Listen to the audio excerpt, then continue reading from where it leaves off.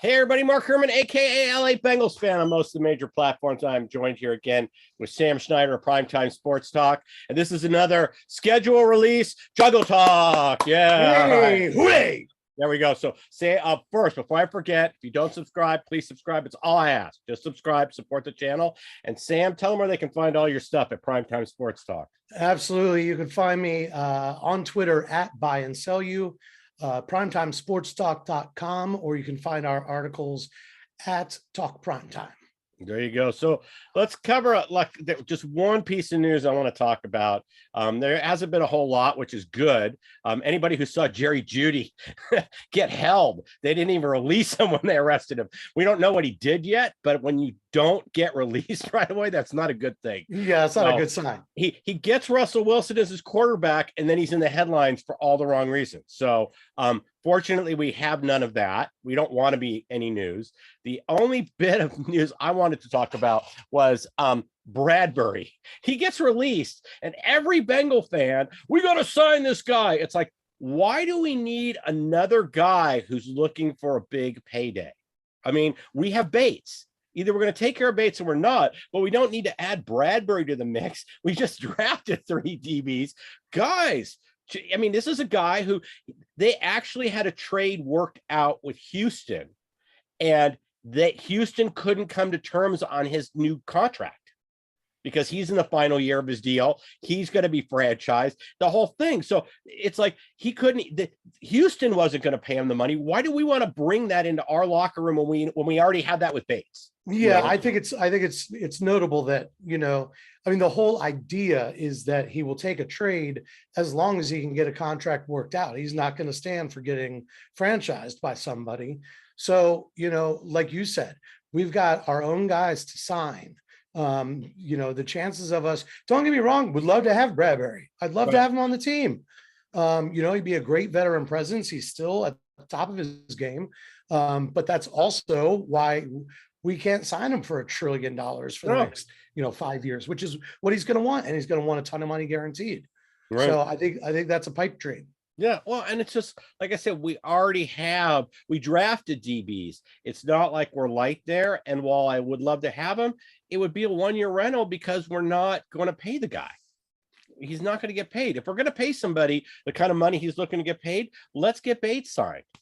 It's just it's typical Bengals fan base every time it's created. Well, I think it's everybody's fan base. I say that a lot too, but I think it's everybody's fan base. As soon as one guy gets cut, everybody starts clamoring and stomping their feet, and we need that guy. We need that guy.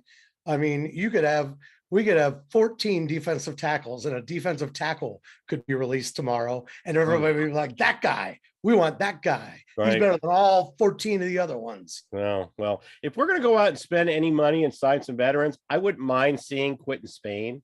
We bring him back for depth, that kind of thing. If we're going to sign any late people, post-June signings, that's kind of where I see us headed, is throwing a piece back there. And I wouldn't mind. I would welcome Spain back on a 1-year rental. Yeah, I don't think it's going to happen, but I tend to agree with you. Yeah. So, but all right. Well, that was it I had for the news. I said it in my pre-draft video. I hate mocks because it's paralysis by analysis. And I hate these schedule leaks. I mean, we had leaks and everybody was reporting them, Cincinnati Jungle and all the different things. Everybody's reporting, we're playing Thanksgiving Day in Dallas. How many times did you read that? Right. Guess what? We're not. We had the Ravens. The leak was the Ravens. Week 1, we're opening Sunday Night Football. And it sounds plausible. We were in the Super Bowl. Hey, why not?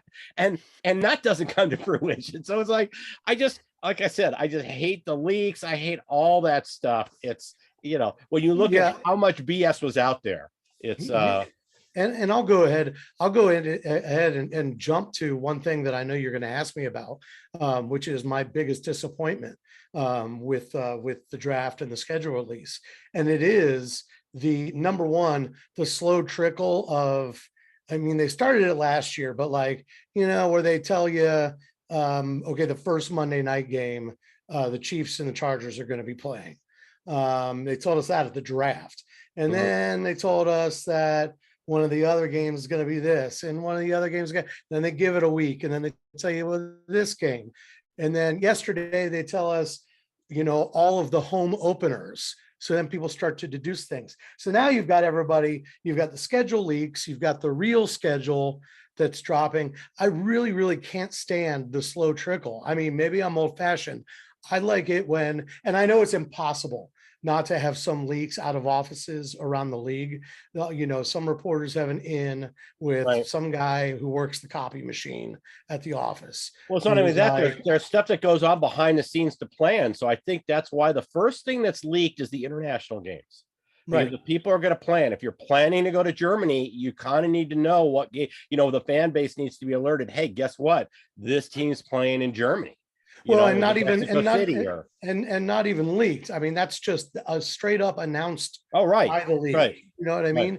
But when the league is doing the slow trickle, they're just asking for all these BS leaks to come out, right? Because nobody knows anymore what's real and what's not, unless you see it on NFL.com or they announce it, as a top news story on whatever reputable sports show there is. And it just gets under my skin because you start, number one, you have trouble keeping track of what's what.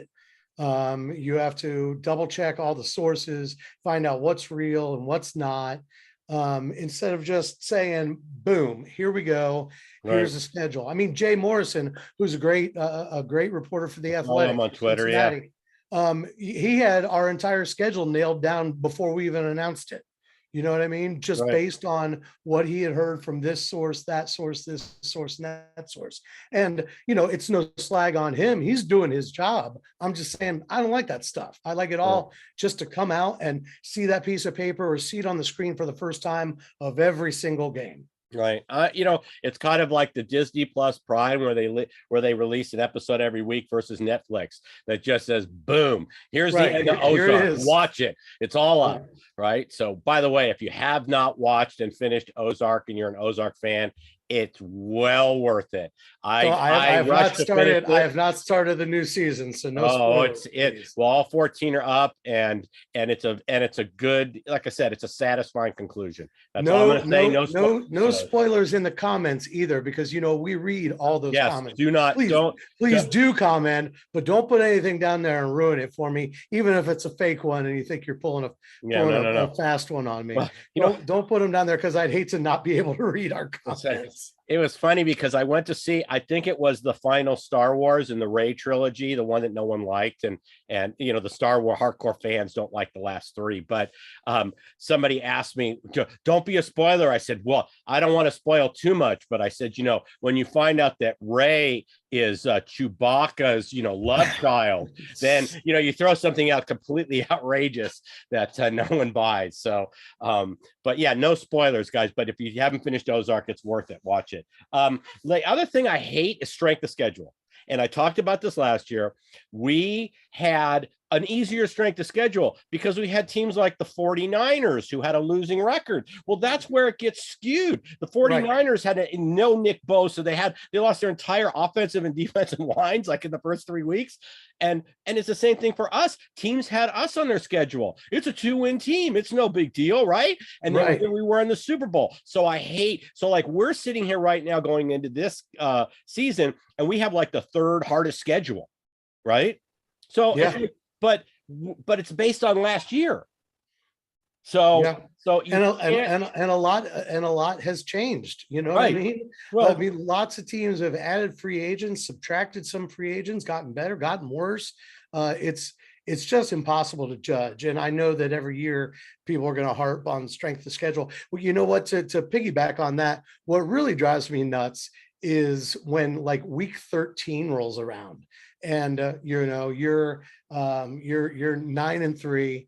and you're going into week 13, and they're like, not only have they done this, they've done it against the second hardest schedule in the league, but they're still using the numbers from the previous Last year. year. Yeah. And I'm like, if you're going to say that, at least tabulate what's happened so Right. far this season, Right. and then tell me, you know, what my opponent's records are. Right. The only time strength of schedule means anything is when you're talking about like the last 5 or 6 weeks of the season and you say, wow, they have games against all winning teams to finish out the year. Now you're talking about this year's team, this year's record, Right. all that. That's when it means something to me. We do Completely it legit. the That's playoff completely pushes in legit. every sport they talk about. They'll say, wow, they have to go look at their remaining schedule. Well, now you're looking at current stuff, and that's what I mean. But right now, the strength of schedule means nothing. Do not freak out that we have the third hardest schedule. You know who has one, the 4 teams that have the 4 easiest schedules. You know who they are? They're all the NFC East teams because they play each other twice. So Right. the entire division makes up the bottom. Number 5 is Detroit. So you go through the NFC East, and there's 32 through 28, right? And then you've got the Lions. So Right. because they have a last place schedule. So well, and likewise, you know, you've got a team like I think just a spot or 2 behind us, according to last year, right now on strength of schedule is the Jets. And it's the Jets because they play in the AFC East. Right. So they've got Buffalo, Miami, New England, they got 2 playoff Buffalo, teams. and they've got New England. So they got Miami that made a push, so they finished close to 500 or at 500. I don't remember what their record was, but they were in the mix for a playoff spot in the end. Absolutely were, yeah. So it's that part's all baloney. It's not worth freaking out over. Plus, all it takes is one injury in training camp, and all of a sudden you can throw all of that out the window. Yeah. So let's look at some general comments, and then we'll talk about things that you're most happy with the schedule, your biggest surprise and your biggest disappointment, and then so we'll go from there. I did notice there were 12 teams that had 5 primetime games. That was the most allotted to any team, was 5. We are one of the 12. So the league, compensated for last year, now that we're a different team. And by the way, Burrow's jersey is what, the top seller, or like one of the top 3? It's up there, yeah. It's we have a huge our fan base is growing, especially with the addition of the Saints fan base, because we've become their surrogate AFC team because of Burrow, and we welcome them. I have no problem. I will make one comment about the Saints, because we are traveling to New Orleans, and that's a big game. Sean Moore tweeted out yesterday or posted something on Facebook, and he might have done both, about, guys, get these ticket prices under control. If I was kind of thinking, if I was going to make a road trip, maybe I'd go to NOLA, and that's by far the most expensive ticket out there, because the Saints fans, this is not a typical road thing where Saints season ticket holders are going, oh, let me sell my seats. This is a hot season ticket for the Saints game. So the ticket prices, they want to see Burrow and Chase. You know what I mean? They want to see their guys come home. I think there's probably going to be people in that crowd that want to win the game, but want to really see a good game. And Sam's having internet. You froze. So it's going to be crazy down there. The ticket prices need to kind of come back to earth. It's going to be tough. That's going to be a very expensive road game to hit. Did we lose me? Yeah, we lost you. You're back. So that's going to be so I saw that, and that was kind of what I had put on the calendar was, wow, this would be a nice one to go down. Also the fan base, we wouldn't, we travel well. I saw that at the Super Bowl, and I also saw that in the articles about us at the Chiefs games and us at Tennessee. Local papers talked about what a great fan base we were, how friendly we were, all that. And so I thought this would be a fun, you don't have to worry about it in this crowd. They're not going to be beting up Bengal fans in New Orleans. It's not. No, I mean, all of them, a majority of the crowd owns Bengal jerseys. Right. I mean, like I said, it's Burrow is almost as godlike down there as he is to us in Cincinnati. Yeah. So there are people that want to see a great game. Yeah. So and then the Thursday, we got our Thursday night, we've got 2 Mondays, and we got 2 Sunday nights. I noticed that all our road games against our division rivals got on the primetime schedule. because we're playing Baltimore at Baltimore Sunday Night Football, at Pittsburgh Sunday Night Football, at Cleveland Monday Night Football. So they're not in the jungle, but all our road games for our division rivals hit prime time. You just took my combination biggest disappointment, biggest surprise. Oh, was it? Okay. All right. I didn't know that. That's that. You would think a Super Bowl team could get a home primetime game against a division rival instead of anytime they put us on primetime, shipping us off to Cleveland and Pittsburgh and Baltimore. It's ridiculous. Well, I will say that the road versus home, we had a good road record last year. So it wasn't, and in the playoffs, we won 2 of our 3 playoff games. So the playoff game. So it's we did play well on the road. I don't think that flusters Burrow at all. Burrow has never beat Cleveland. So it'll be nice to I think our first Cleveland game is that Monday nighter. So it'll be nice to see that. And then we bring up the season finale of Monday Night Football, us and Buffalo. Now, the Buffalo game and the Kansas City game are in the jungle, which is nice. Those are 2 tough games. So having those at home are nice. But yeah, we end the Monday Night Football. That's week 16, 17. Yeah. Well, yeah. And it's second to last week because they don't have a Monday night game the final week of the season. So right. And it's worth mentioning also that, we've got a pair of 425 games, which 425 Eastern time. Which means, the chances of those actually getting on national TV, not just in the market of the teams, is pretty good too. So, although that's not a prime time game, that's another opportunity for, half the country to be watching that. And let's not even forget, what's the last game of the season is the Ravens, or second to last? No, the last game of the season is the Ravens. That's TBD. It's either going to be Saturday or Sunday. So it could end up being a primetime game on Sunday Night Football. It could definitely be a 425 Eastern game on either one of those days. So, that's just another opportunity for us to be seen. So, I mean, as far as putting us in front of everybody, I mean, I guess that's what you get when you go to the Super Bowl. It's hard for me to remember since '89, but no, but that's a good thing. And I think that's the next step in the maturation process of a team whose core is still pretty young.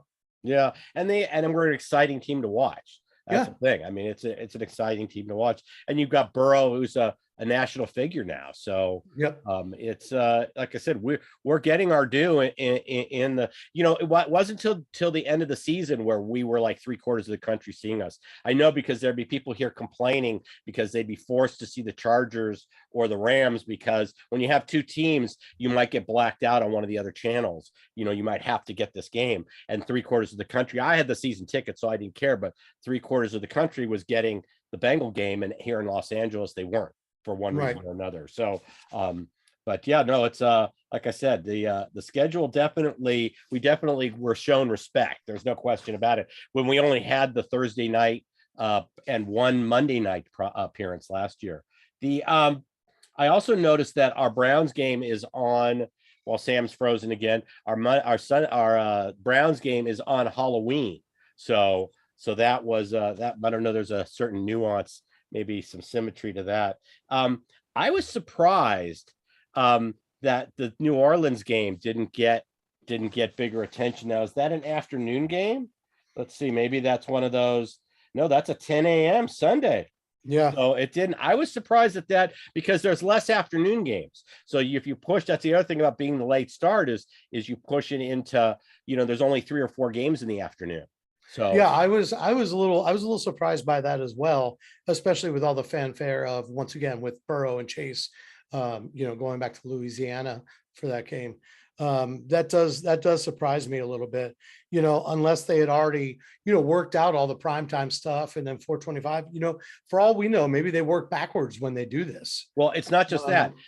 My next door neighbor used to work at Fox Sports. Now he's at ABC News, but he said that, they're able to protect games. So when you're talking about teams flexing into the Sunday night game, that Fox and CBS get to protect a game. So they may say, hey, we're not parting with that game. Right. And that's one where that's not available to NBC for the flex that night. The last week of the season, they haven't announced the Sunday night game. That stays blank because that's basically your first playoff game. I'm hoping we're not flexed into that game, because that would mean that the winner of that, the Ravens Bengals game, would probably be in and the other one would be out. So I would like to, have already wrapped up the North by then. That would be my hope. Of course. So if we're going to get back here, baby, that's what it's going to take. So, yeah, we'll see. Cause that's the Sunday nighter is the player, like we had San Diego. There we go. We had Chargers, Raiders, winners in, losers out. Right. All right. Well, give me the games that you're most looking forward to. Well, I'll tell you what, I'll look at and we're talking about our schedule. We'll right. address the league wide at the end, but our schedule, the games you're most looking forward to. I'll say that I'm actually gonna cheat a little bit on this one and just make my comment be what I'm most looking forward to is the fact that the first half of our schedule seems a lot lighter than the second half. And I think that that's important because it allows us to get on a roll. Once again, I'm going to harp on it again, like I did all last season. The core of this team is still young. It's important for us not to get down or get frustrated or anything. So having winnable games to start and build that confidence back up again. Not that we're not a confident team. We certainly are. Any team coming off a visit to the Super Bowl should be. But I like the idea of getting the ball rolling with winnable games. I'm not saying the first half of the schedule is easy, but having that and then rolling it into the really tough second half with a nice spot for the bye. That was my biggest. That was my biggest. What did I call it? The thing I was most happy about was what our bye week is. 10 is a good, it was twofold. It was, we get our Thursday night out of the way early. I like that.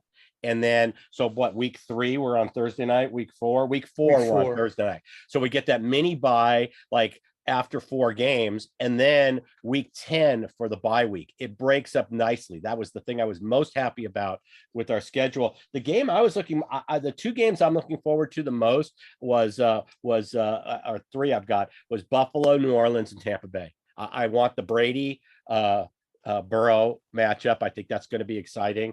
You want all the smoke. And this will be the first game. We played Mahomes multiple times now, but Burrow's never gone up against Josh Allen. So I really would like to see, that's possibly on the Monday night finale. That could be the AFC Championship game preview. We don't know, but I'm looking forward to that. And obviously, the Saints, we've already discussed, that's a huge matchup. It'll be exciting. I'm actually also looking forward to the Dolphins game on Thursday night. The Burrow Tua thing is one end of it. The other end is, if I can be so bold, is ever since that draft, Miami's really been itching to talk down to the Bengals as much as they can. And I like any chance we get to beat them, to be perfectly honest. I'm being a total fan, not an analyst right now. Their fan base turned on us after it wasn't the animosity, and then I don't know if they're upset we didn't take the trade. I mean, I said all along in the videos, there's a reason why they're offering us 4 first rounders. We stay put, we take Burrow. Clearly there was the fan base. We know the owner clearly wanted Burrow. I mean, it basically, I think not tanking and getting Burrow cost Brian Flores his job. And so, it should not have. No, absolutely not. Because Flores was great. Oh, it was the biggest, that was the biggest surprise firing for me was Brian Flores, especially when he strung together that he had the locker room, the team was playing for him. I didn't understand that at all, but clearly there's animosity with the fan base. I would like nothing more than to put it down. I just want to point out, they signed Armstead for the same amount of money, okay, that we signed Collins, Kappa, and Karros. Right. Okay, we got 3 guys for basically, and I think we got the better tackle. I agree. I agree. It's just, So they've spent money. They went out and they gave Tyreek Hill the keys to the store. So they spent a lot of money. So it'll be interesting. We've shown we can handle Tyreek Hill. So, we have experience with him. It's going to be interesting to see how Waddle and Hill that, change that team, and whether Tua can take advantage of it. We still don't know. Well, and whether he's like you said, they signed Armstead. But that does not fix their offensive line. No. Their offensive line still has plenty of issues. So, once again, Tua might be running for his life unless they all, manage to mesh in camp and in the preseason. So do you have any other thing that you were most happy with? I already told you I liked our bye week and our Thursday night game where they land. Was there anything you wanted to throw out before we get into the not particularly. I just I was really disappointed about the road games against our division mates being our primetime games, or being 3 of the primetime games. But at the same time, I'm up for the challenge, and I know the team is too. So that's just another thing. It feels like the Bengals have a little something every year that they have to conquer if they're going to be good. And so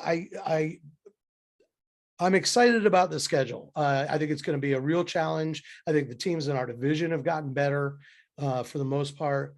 I think the second half of the schedule is going to be a bear, but the team is up for it. So, there's nothing in particular that I like, especially about it, just the challenge. I like the challenge because this team seems to embrace challenge. The NFL, when they put this together, I noticed that they only have 2 primetime games for the Browns.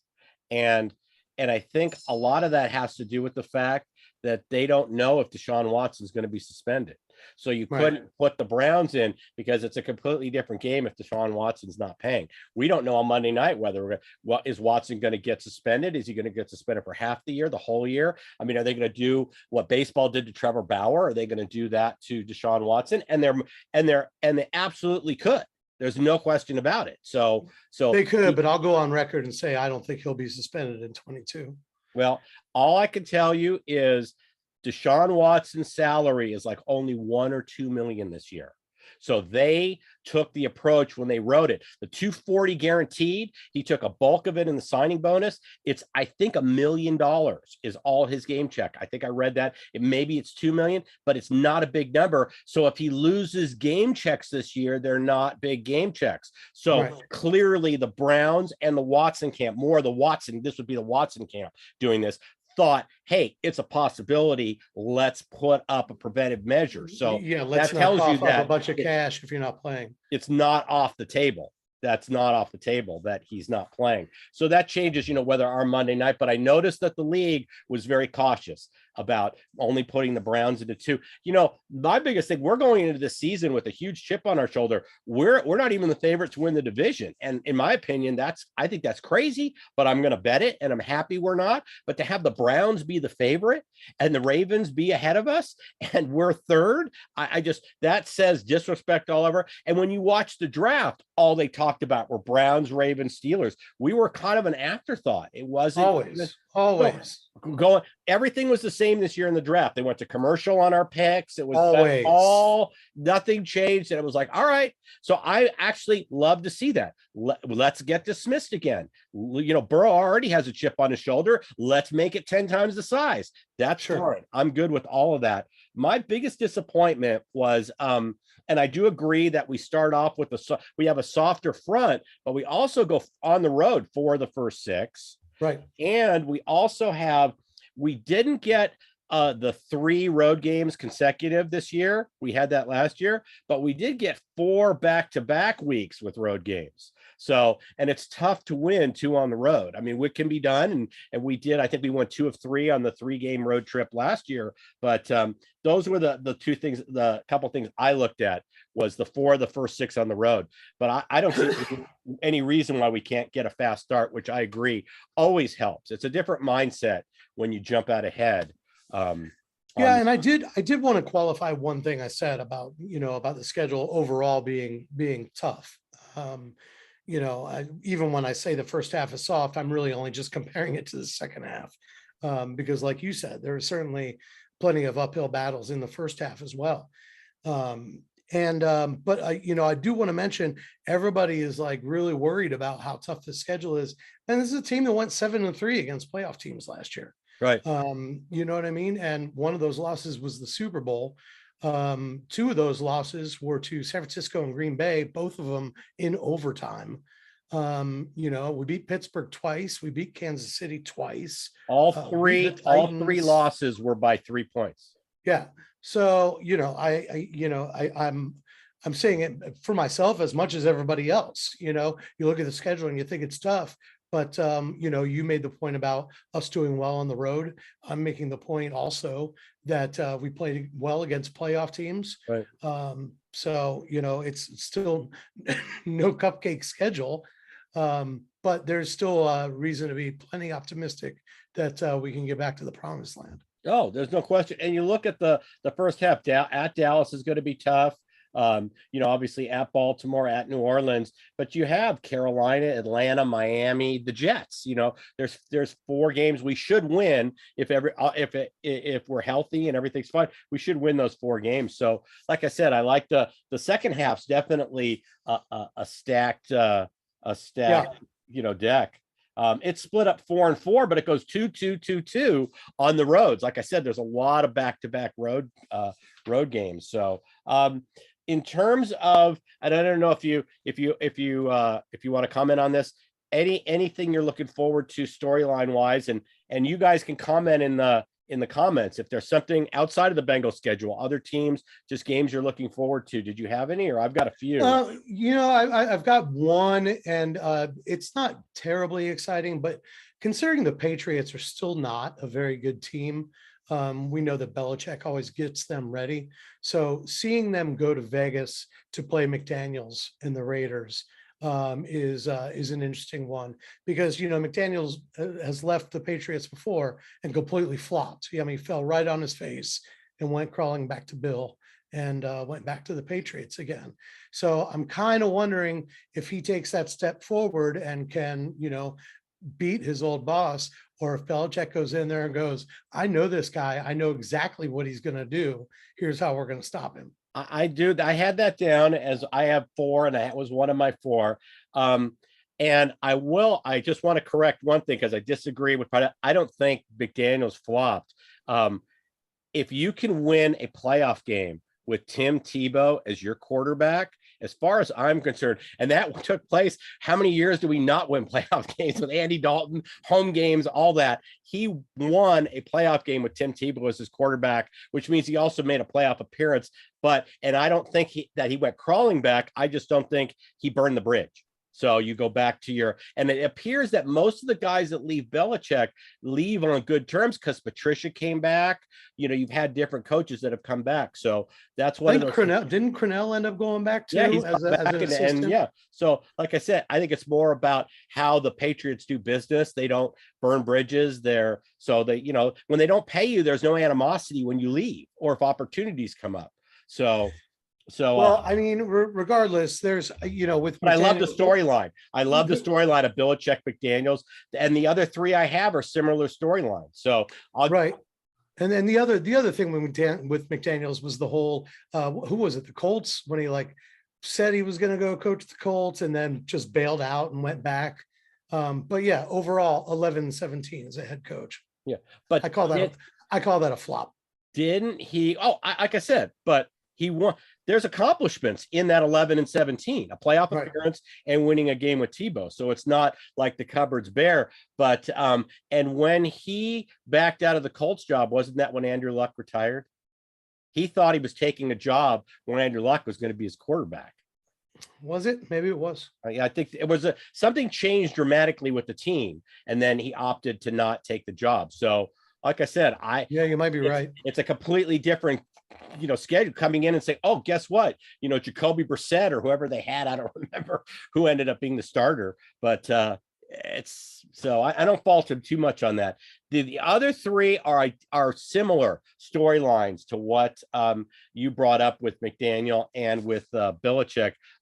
We get week 1. We get Russell Wilson's return to Seattle. We get that week 1. Yeah. That's a good storyline. We have Wentz's return to Philly. Yeah. Okay. And well, it's in the division, but I'm just saying we'll see how that. And the what I like is if he's playing Watson's in week 13, Watson's return to Houston. So Yeah, that'd be a big one. So that'd be a big that'd be a big one. And I like I said earlier, I don't think he's going to get suspended this year. So I think that's going to happen. But I think when Watson goes to Houston, he's going to be out for blood.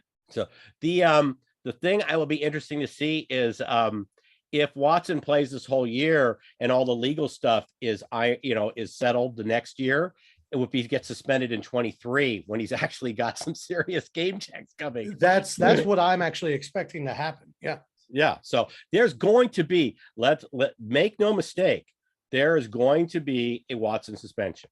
There's no way you can do this, have this much negative attention to yourself in the league without them saying something. So expect, I would say, at least 6 or 8 games when he gets suspended. And it could be baseball set a precedence that scared them. The Trevor Bauer suspension definitely, said, I mean, here was a league that said, you know what, you're out for the year. Right.